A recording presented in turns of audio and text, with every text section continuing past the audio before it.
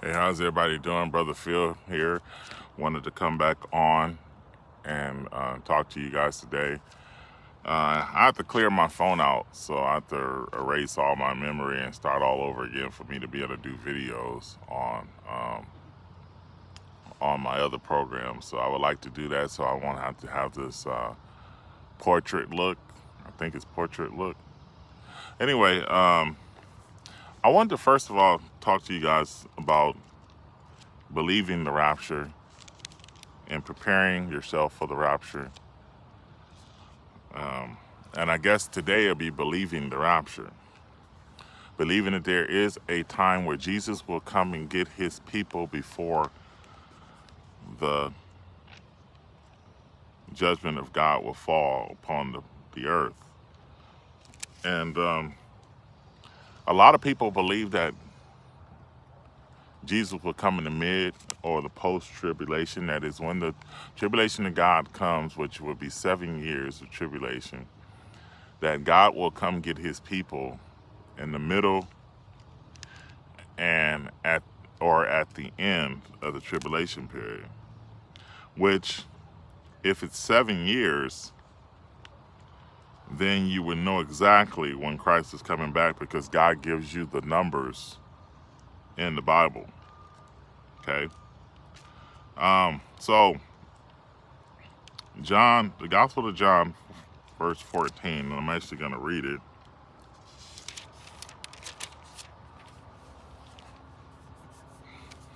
It says verse 1, chapter 14, verse 1, let not your hearts be troubled. Ye believe in God, believe in me also. In my Father's house are many mansions. If it were not so, I would not have told you. I go to prepare a place for you. And if I go to prepare a place for you, I will come again and receive you unto myself, that where I am, there ye may be also. Okay, so God is saying that if you believe in, Jesus is saying that if you believe in my Father, believe in me also. So he's asking us to believe this thing that he says, let not your heart be troubled. Let not your heart be troubled. So to believe that Jesus Christ is going to come get his church, come get his people and take them to his Father's house is actually based on a Jewish idiom or Jewish wedding. So God is looking for us to believe. Okay? Believe. And then in Hebrews 11, I'm going to go to Hebrews 11.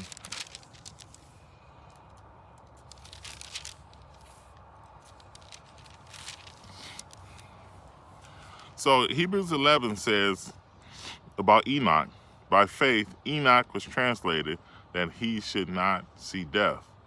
It was not found because God had translated him, for before his translation he had this testimony that he pleased God.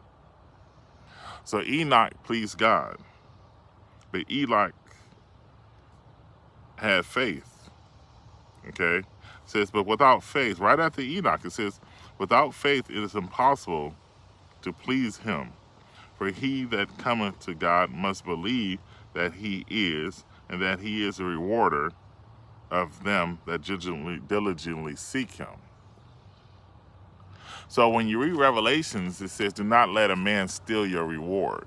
Do y'all know that the rapture is a reward?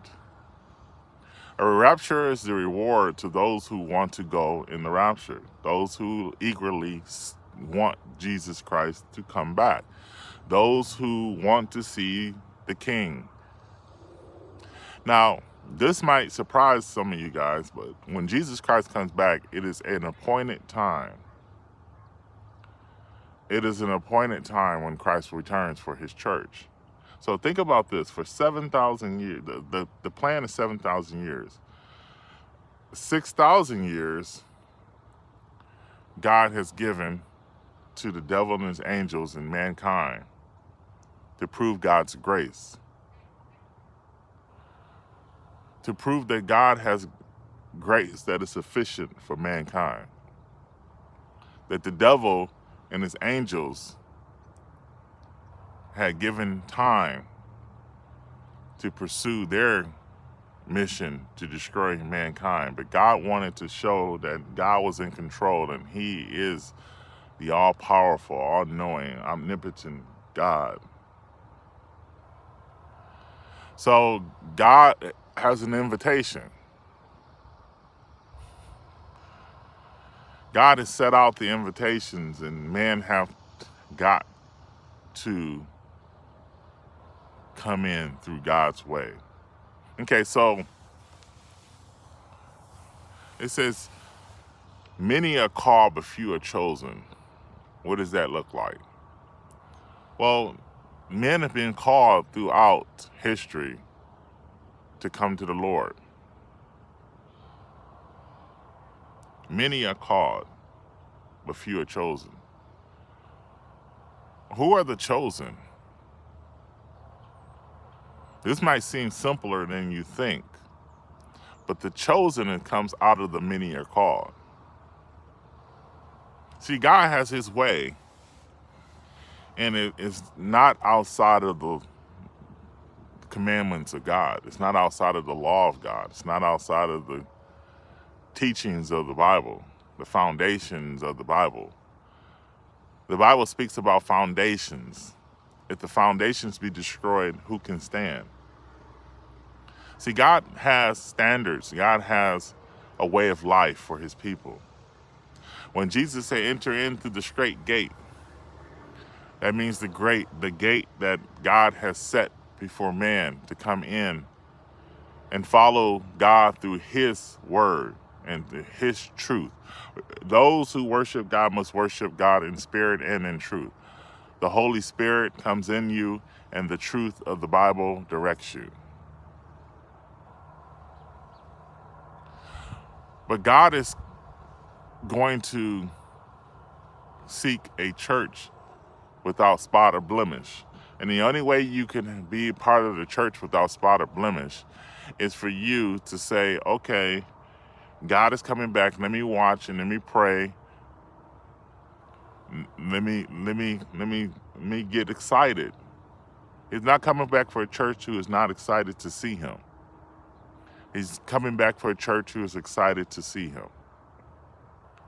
The things that you see in the future, in the near future coming, are coming really fast. And most of the men and women do not see it, even through this pandemic. Most of the churches don't even see it coming. But the time will come when man will not endure sound doctrine, but they will set before them people with itching ears. And the people with itching ears will want to have more people with itching ears. I noticed that on these videos when I go live, I get like 4 people and they all disappear within seconds as if I was screaming something or yelling something, or there's a certain tune I was playing, or they just didn't like the music. YouTube is not what it used to be. Not even close. There used to be a time when I can come on here and I can hold some people in the chat. They got their algorithm so bad that no one's nowhere in sight. Even in the morning time, nobody's even doing nothing. YouTube won't even let this video be seen by anybody. And then when it's seen by somebody, it's seen by the wrong people. Well, anyway, let me get off my soapbox. So, Jesus is coming back soon, and he's coming back for a church who wants to go. And I'm going to read really quickly because I'm trying to time these videos and keep them short. So I'm going to read Luke 14.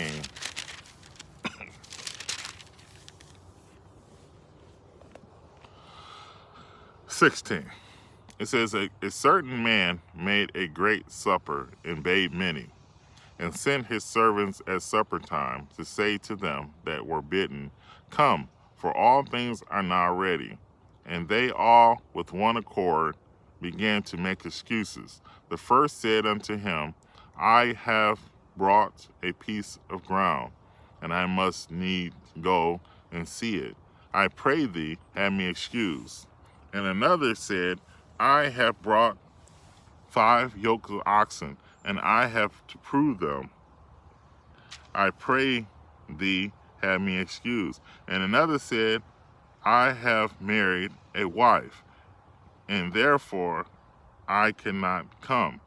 So that servant came and showed his lord these things. Then the master of the house, being angry, said to his servants, Go out quickly into the streets and lanes of the city, and bring in hither the poor, the maimed, the halt, the blind. And the servant said, Lord, it is done as thou hast commanded, and yet there is room. And the Lord said unto the servants, Go out into the highways and the hinges, and compel them to come in, that my house may be filled. For I say unto you, that none of those men which were bidden shall taste of my supper. So God is inviting people out through history. But now, in the last days, God is really inviting people to come to the great supper, the marriage supper of the Lamb. And people are making excuses to not come. And God is saying, okay, well, let's go out to another folk and ask and tell them. And then still more people he has invited out to the marriage supper of the Lamb. But people are making excuses. People are making excuses even through a pandemic. What are you going to do through a pandemic?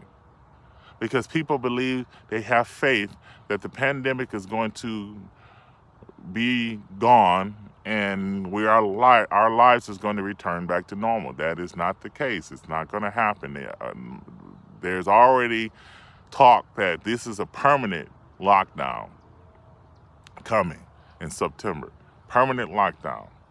So God is sending out invitations right now to his people and to future people that time is short.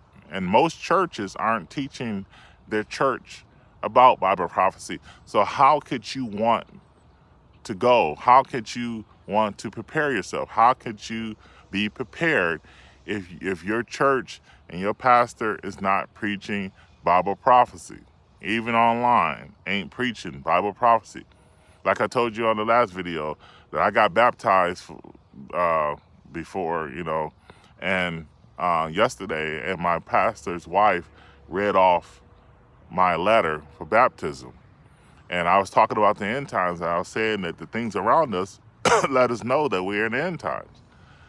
And my pastor's eyes lit up, and his wife was like, "Oh man, this is awesome" when I read it. And I wasn't trying to be a Mr. Know-It-All, but it's good that I'm at this church, because then people can see. I was even thinking about writing a letter to my main church, the actual church I go to. This church, both churches came from each other. They the same organization. And I was thinking about writing a letter to my head pastor and letting him know. And sometimes that's why we're here to do this, because God sends us at a specific place at a specific time, such a time as this. Anyway, God bless everybody out there. I'm gonna go ahead and go on Facebook, since I can't get nobody to come on here. At least I got some people that is gonna listen on Facebook. But I'll continue to do videos on YouTube until the Lord comes, or I choke on the bone. But God is ready to intervene back in history, and you have to be ready, and you got to want to go. If you don't want to go, God is not coming for you. You got millions of Christians.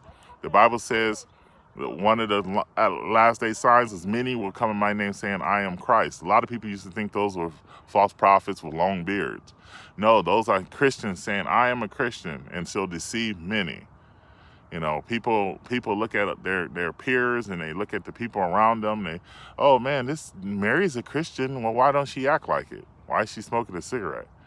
You know, why does she go dating two men at the same time? You know, things like that. And I'm not judging nobody. I'm just saying that God has standards, right?